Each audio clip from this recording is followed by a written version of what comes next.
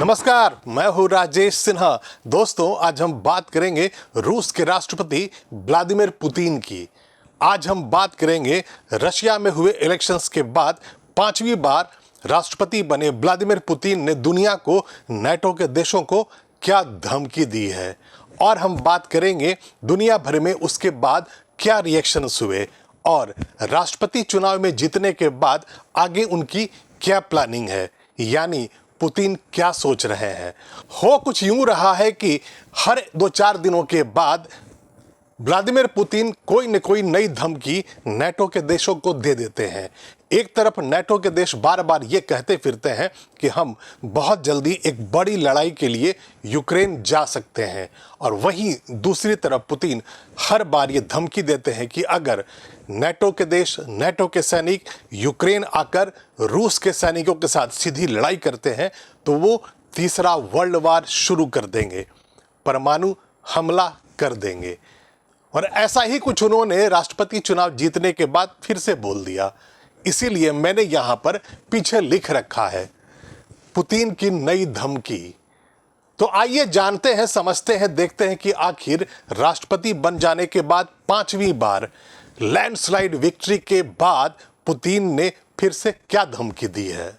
सबसे पहले मैं आपको यह दिखाता हूं कि इस बारे में जो धमकी राष्ट्रपति पुतिन ने दी उसके बारे में दुनिया भर में छपा क्या। आइए मैं ये एक्सप्लेन करता हूं। ये टाइम मैगजीन में जो छपा था वो मैं यहां पर लेकर आया हूं, वो मैं एक्सप्लेन करता हूं। First post election speech, Putin threatens NATO with world war 3। इसका मतलब यह निकलता है कि इलेक्शन के बाद पहली स्पीच में पुतिन ने दुनिया को, नाटो को धमकी दी है वर्ल्ड वॉर 3 की। Vladimir Putin warned that a direct confrontation between Russia and NATO would be one step away from a full-scale World War III in a speech following his re-election on Monday. इसका मतलब यह निकलता है कि उन्होंने ये कहा कि अगर नाटो के सैनिकों के साथ रूस के सैनिकों की सीधी लड़ाई अगर होती है तो ये सीधा वर्ल्ड वार की शुरुआत होगी। आगे इसमें लिखा हुआ है, I think hardly anyone is interested in this. मतलब उसके बाद पुतिन ने एक कदम आगे बढ़ते हुए कहा कि मुझे उम्मीद है कि इसमें किसी को इंटरेस्ट नहीं होगा। यानी कि वो सीधी बात ये कह रहे हैं कि अगर वर्ल्ड वार 3 शुरू होता है, नाटो के देश अगर यूक्रेन में घुस जाते हैं, सैनिकों को भेज देते हैं और रूस के सैनिकों के साथ सीधी लड़ाई शुरू हो जाती है, तो वो वर्ल्ड वार की शुरुआत होगी। और वो पहले भी कह चुके हैं कि वो परमाणु बम मारने से पीछे नहीं हटेंगे, वो न्यूक्लियर वॉर शुरू कर देंगे। और इसीलिए वो कह रहे हैं कि मुझे नहीं लग रहा है कि इसमें किसी को इंटरेस्ट होगा। यानी दुनिया की तबाही में, मानव सभ्यता की तबाही में भला किसे इंटरेस्ट होगा। रूस के राष्ट्रपति व्लादिमीर पुतिन ने 5वीं बार रिकॉर्ड बहुमत से राष्ट्रपति बनने के बाद कहा कि रूस और नाटो के बीच सीधा टकराव तीसरे विश्व युद्ध की तरफ पहला कदम होगा। यह आप नहीं पढ़ पा रहे होंगे, इसलिए मैंने यहां लिखा है। पुतिन ने साफ साफ यह कह दिया कि रूस ना तो डरेगा और ना ही झुकेगा। उन्होंने सीधी यह बात कह दी कि मैं किसी से डरने वाला नहीं हूं, रूस ना किसी के सामने डरेगा और ना ही झुकेगा। पुतिन ने यह भी संकेत दिया कि रूस में हथियार का उत्पादन और तेज होगा। तो इसका सीधा मतलब यह निकलता है कि व्लादिमीर पुतिन ने यह मन बना लिया है कि वो अब इस युद्ध में पीछे नहीं हटेंगे। हालांकि 2 वर्ष से ज़्यादा शुरू हो गया है यूक्रेन और रशिया के वॉर का। 24 फरवरी 2022 के दिन उन्होंने आक्रमण किया था यूक्रेन के ऊपर, और ये उम्मीद जताया था दुनिया ने, और उन्हें भी लग रहा था कि शायद ये बहुत जल्दी वॉर खत्म हो जाएगा। खुद पुतिन ने भी यही असेसमेंट किया था कि 15 दिन में, 1 महीने के अंदर में वो युद्ध जीत लेंगे और यूक्रेन पर उनका या तो कब्जा होगा या वहाँ सरकार बदल देंगे। लेकिन ऐसा नहीं हुआ। वहाँ के राष्ट्रपति जेलेंस्की के पीछे, यानी यूक्रेन के राष्ट्रपति जेलेंस्की बड़ी मजबूती के साथ वहाँ वॉर में खड़े हो गए, पुतिन के सामने आ गए, और उन्हें आर्म्स एंड अम्युनिशंस और पैसे की जो सप्लाई होने लगी वो नाटो के कंट्रीज़ के द्वारा होने लगी, अमेरिका देने लगा, और ये लगातार चलने लगा। हो कुछ यूँ गया कि इन डायरेक्ट वॉर में नाटो के देश आ गए रूस के सामने। सीधी लड़ाई अभी तक नाटो के सैनिकों और रूस के बीच में नहीं हुई है। हो कुछ यूँ रहा है कि जो नाटो के जो देश हैं, फ्रांस है, यूके है, अमेरिका है, ये आर्म्स एंड अम्युनिशंस दे रहे हैं। उन्हें ज़्यादा लड़ाई मजबूती से लड़ने के लिए यूक्रेन के सैनिकों को मजबूती दे रहे हैं, सप्लाई कर रहे हैं, मिसाइल्स दे रहे हैं, आर्म्स एमुनिशंस और ज़्यादा देते जा रहे हैं। जहां पर फंडिंग की ज़रूरत होती है वहां पर देते हैं। और इसीलिए 2 वर्ष से ज़्यादा हो गया है एक छोटे से देश यूक्रेन को पुतिन अभी तक नहीं हरा पाए हैं, और अब ये उनके लिए नाक की लड़ाई हो गई है कि ये युद्ध उन्हें हर हाल में जीतना ही पड़ेगा। और इसीलिए वो ये सोच रहे हैं, प्लानिंग कर रहे हैं कि अब जो रूस है पहले से ज़्यादा हथियार बनाएगा। यानी कि उन्हें इस बात का अंदेशा है कि अगर ये लड़ाई खिंचती चली जाएगी तो एक ना एक दिन ऐसा आएगा जब नाटो के जो सैनिक होंगे, नाटो के जो देश होंगे, वो यूक्रेन में आ जाएंगे और रशिया के साथ सीधी लड़ाई शुरू हो जाएगी। अब बात करते हैं नाटो के देशों के बारे में, अमेरिका के बारे में, कि उन्हें राष्ट्रपति के चुनाव जीतने के बाद जो उन्होंने कहा कि वर्ल्ड वॉर 3 कर देंगे, या फिर जो यूक्रेन में वो पीछे नहीं हट रहे हैं, 2 वर्षों के बाद उतनी ही मजबूती के साथ रशिया लड़ाई लड़ रहा है, तो उस पर अमेरिका ने क्या कहा है। ये अमेरिका के सेक्रेटरी ऑफ डिफेंस है। इन्होंने जो कहा है ये देखिए, यहाँ पर एनडीटीवी वर्ल्ड के वेबसाइट पे ये जानकारी थी, मैंने वहाँ से लिया है, आपको एक्सप्लेन करता हूँ। Putin will not stop if he is successful in Ukraine, says US Defense Chief। इसका मतलब ये निकलता है कि पुतिन अब अगर यूक्रेन में युद्ध जीत जाते हैं तो वहां पर वो नहीं रुकेंगे, वो दूसरे देशों पर भी आक्रमण कर सकते हैं, इसलिए उन्हें रोकना जरूरी है। ये कौन कह रहा है? तो ये कह रहे हैं अमेरिका के यूएस सेक्रेटरी ऑफ डिफेंस। आगे यहां पर जानकारी ये बताई गई है कि the US secretary of defence said the Russian has wasted $211 billion and the war will cost Moscow $1.3 trillion. मतलब जो पूरा जो खर्चा, जितना जो कॉस्ट पड़ रहा है मॉस्को का, वो अमेरिका के यूएस डॉलर के 1.3 ट्रिलियन के बराबर होगा। और उन्होंने इस पूरी जो बर्बादी की है वॉर में आक्रमण करके यूक्रेन पर, वो करीब 211 बिलियन यूएस डॉलर के बराबर होने वाला है। ये सेक्रेटरी डिफेंस अमेरिका कह रहे हैं। Reaffirming US support for Ukraine amid the ongoing conflict with Russia, US Secretary of Defense Lloyd Austin warned that if Vladimir Putin is successful here, he will not stop here। इसका मतलब ये है, ये जो आप तस्वीर देख रहे हैं ये उन्हीं की तस्वीर है, सेक्रेटरी डिफेंस लॉयड ऑस्टिन की है। और इन्होंने अभी ये दुनिया को बताया है, वार्निंग दी है कि अगर पुतिन को नहीं अभी रोका गया, पुतिन यहाँ पर यूक्रेन में युद्ध अगर जीत जाते हैं तो उन्हें रोकना संभव नहीं होगा, यानी कि वो आगे भी दूसरे देशों पर आक्रमण करना शुरू कर देंगे। Covering the 20th meeting of the Ukraine defence contact group, Austin said that Ukraine will not back down in the face of the Russian invasion of the country and neither will the United States। The statement from the US Department of Defense, मतलब ये है कि यहाँ पर America का defence department ये कह रहा है कि यूक्रेन का जो युद्ध चल रहा है वहाँ पर रशियन ने जो इन्वेजन किया है, रूस ने जो आक्रमण किया है, उसके सामने कमज़ोर नहीं पड़ेगा अमेरिका। नाटो के जो देश हैं उसके सामने कमज़ोर नहीं पड़ेंगे, पूरी मजबूती के साथ वो लड़ेंगे। Ukraine will not back down in the face of Russian invasion. और ये कहा है कि जो यूक्रेन है वो इस लड़ाई में कमज़ोर नहीं पड़ेगा, नहीं झुकेगा पुतिन के सामने। इसका मतलब साफ है कि इनडायरेक्टली ये कह रहे हैं अमेरिका के सेक्रेटरी डिफेंस कि यूक्रेन को हमने इतना मजबूत बना रखा है कि वो इस लड़ाई में पुतिन के सामने झुकेगा नहीं। तो एक तरफ रशिया के राष्ट्रपति व्लादिमीर पुतिन कह रहे हैं कि रूस डरेगा न झुकेगा, दूसरी तरफ यूएस के सेक्रेटरी डिफेंस कह रहे हैं कि इस लड़ाई में यूक्रेन झुकेगा नहीं। The meeting took place at Ramstein Air Base, Germany, praising the countries of conscience that the working together to aid Ukraine in its fight। मतलब यह है कि ये यूक्रेन में जो लड़ाई चल रही है उसमें यूक्रेन को सपोर्ट करने के लिए एक मीटिंग बुलाई गई थी यूक्रेन डिफेंस कॉन्टैक्ट ग्रुप की।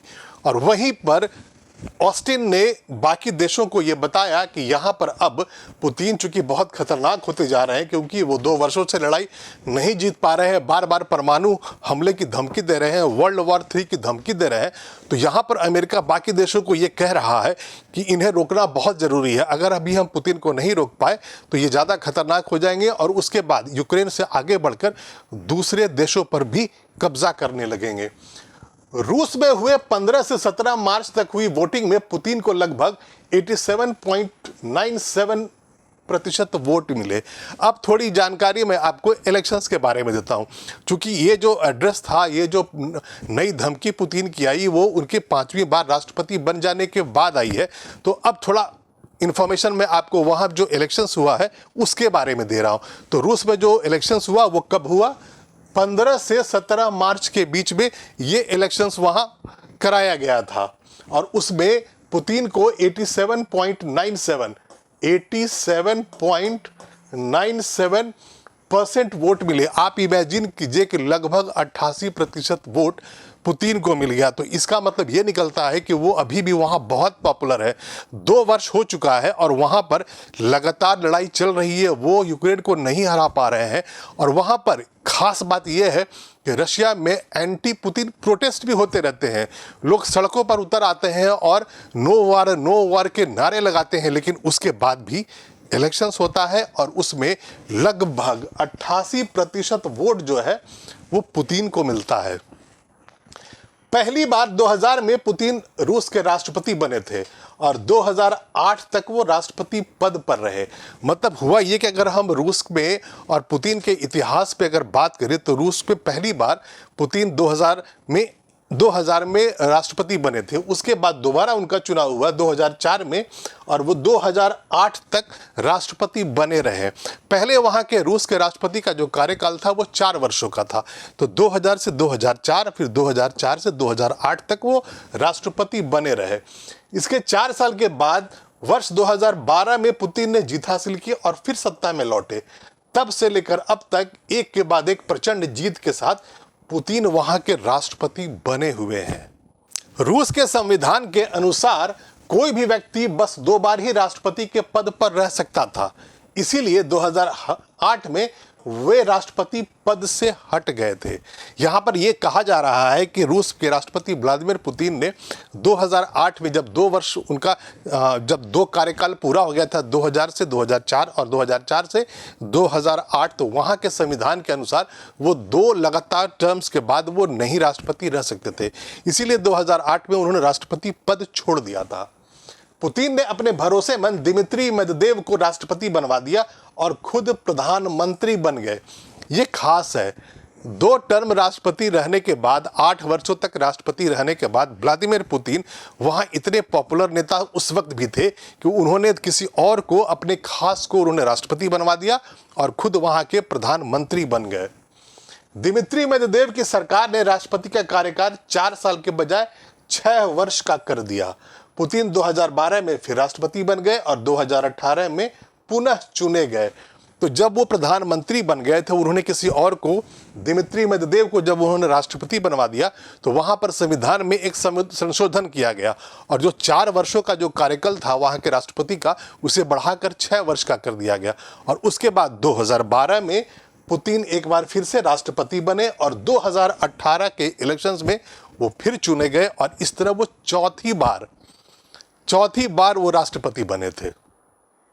आइए आपको अब मैं जानकारी देता हूं कि वहां पर अगर इलेक्शन हुआ है रूस में, तो वहां की संसद कैसी है, उसका क्या नाम है, कितने हाउसेज हैं और हर हाउस में कितने वहां मेंबर्स हैं। तो ये विकिपीडिया पे जो जानकारी है मैं वो आपके लिए एक्सप्लेन करता हूं। द फेडरल असेंबली रशियन, मतलब ये हुआ कि वहां की जो संसद है उसको द फेडरल असेंबली कहा जाता है। जैसे हम यहाँ भारत में हम संसद कहते हैं और उसके 2 हाउस हैं, लोकसभा और राज्यसभा है, तो वैसे ही वहाँ की संसद को द फेडरल असेंबली कहा जाता है। It consists of State Duma, which is the lower house, and the Federation Council, which is the upper house. इसका मतलब ये निकलता है कि वहाँ की संसद, यानी कि रूस की जो संसद है, उसके 2 हाउस है। पहले तो ये हुआ कि जो फेडरल असेंबली है ये वहाँ की संसद है, उसके बाद स्टेट डूमा वहाँ लोअर हाउस है। जैसे भारत में लोकसभा है, वहाँ पर स्टेट डूमा है, और यहाँ भारत में जैसे अपर हाउस है, हमारा राज्यसभा है, वैसे वहाँ फेडरेशन काउंसिल है। तो वहाँ भी बाईकैमरल वहाँ का लोकतंत्र है। वहाँ जो संसद है उसके 2 हाउस है। और वहाँ पे जो अगर उसके स्ट्रक्चर की अगर हम बात करें तो सीट्स वहाँ कितने हैं, तो जो स्टेट डूमा है उसमें 405 सीटें हैं। जैसे भारत में लोकसभा में 543 सीट्स है, वैसे ही यहाँ 450 सीट्स है वहाँ स्टेट डूमा में। और जो अपर हाउस है वहाँ फेडरेशन काउंसिल, जैसे यहाँ राज्यसभा है, वहाँ उसमें 170 सीट्स है। ये जो आप ग्राफिक्स देख रहे हैं, ये 178 वाला जो दिखाया जा रहा है, ये वहाँ का अपर हाउस है फेडरेशन काउंसिल। नीचे में जो आप देख रहे हैं ये 450 सीट्स वाला, ये वहाँ स्टेट डूमा है जो भारत के लोकसभा के बराबर है। तो वहाँ के अगर हम संसद की बात करें जिसकी इसका अभी चुनाव हुआ है, यानी स्टेट डूमा में जो अभी वहाँ इलेक्शंस हुआ है, जहाँ राष्ट्रपति पद पे एक बार फिर से 5वीं बार पुतिन का चुनाव हुआ है, वो यही इलेक्शन हुआ है। और ये पूरा जो स्ट्रक्चर है वो बाइकैमरल है वहाँ की संसद का। अब थोड़ी और जानकारी आपको मैं देता हूं कि पुतिन कब और कैसे राष्ट्रपति बनते गए। 2020 में पुतिन ने एक और संविधान संशोधन किया। पीछे के स्लाइड में मैंने आपको यह बताया था कि पहले वहां 4 वर्षों का राष्ट्रपति का कार्यकाल होता था, बाद में उसे 6 वर्षों का कर दिया गया और वहां के संविधान में संशोधन कर दिया गया था। अब 2020 में जब पुतिन राष्ट्रपति थे तो उन्होंने वहां पर एक और संविधान का संशोधन किया, जिसके अनुसार रूस में 2020 के बाद से हुए चुनाव में जो भी व्यक्ति राष्ट्रपति का चुनाव जीतेगा वो लगातार 2 बार राष्ट्रपति का चुनाव लड़ सकता है। यहां पर समझना आपको यह है कि 2020 में चूंकि वो पहले से राष्ट्रपति थे, वहां पर 2018 से वो राष्ट्रपति हैं, लेकिन जो संविधान में संशोधन उन्होंने करवा दिया उसके अनुसार कि 2020 के बाद से जो भी वहां पर राष्ट्रपति का चुनाव जीतेगा वो 2 बार और जीत सकता है। चूंकि 2020 के बाद का यह पहला चुनाव है, इसलिए पुतिन 2030 का भी चुनाव भी लड़ेंगे, यानी कि अब वो 2036 तक राष्ट्रपति बने रह सकते हैं। मतलब ये हुआ कि 5वीं बार राष्ट्रपति वो बन चुके हैं और उन्होंने 2020 में जो संविधान संशोधन किया था उसके अनुसार अभी वो एक और इलेक्शंस लड़ सकते हैं, यानी कि 2030 में जब चुनाव होगा वहाँ राष्ट्रपति का तो उसमें पुतिन फिर से खड़े हो सकते हैं। और अगर जनता ने उन्हें चुन लिया तो वो अगले 6 साल के लिए, यानी कि 2030 से लेकर 2036 के लिए वो फिर से वो चुनाव जीत सकते हैं। 2036 तक राष्ट्रपति वो रसिया के रह सकते हैं। अब मैं आपको यह दिखाता हूं कि अब तक जो चुनाव उन्होंने जीता है पुतिन ने, तो हर बार उनको जनता ने कितने वोट दिए हैं, कितना परसेंटेज मिला है। 2000 में पुतिन को 53.4% वोट मिला था, 53.4%। 2004 में यानी 4 वर्षों के बाद उन्हें 71.9% वोट मिला। 2012 में उन्हें 63.6 मिला। 2018 में उन्हें 76.66% वोट के साथ पुतिन को सत्ता मिली थी। मतलब पहले चुनाव में 53, दूसरे में 71, तीसरे में 63 और चौथे में 76% से ज़्यादा वोट उन्हें मिला। अब जब 2024 में जो अभी चुनाव हुआ है वहाँ पर उन्हें 87.97% वोट्स मिले हैं। आप इमेजिन ये कर लीजिए कि 88% के लगभग वोट तो सिर्फ पुतिन को मिल गए, तो जो बाकी जो 3 और कैंडिडेट्स थे उन्हें उन्हीं 12% में मिलता गया और इनके बाद जो कैंडिडेट था उसे सिर्फ 4% वोट मिले थे।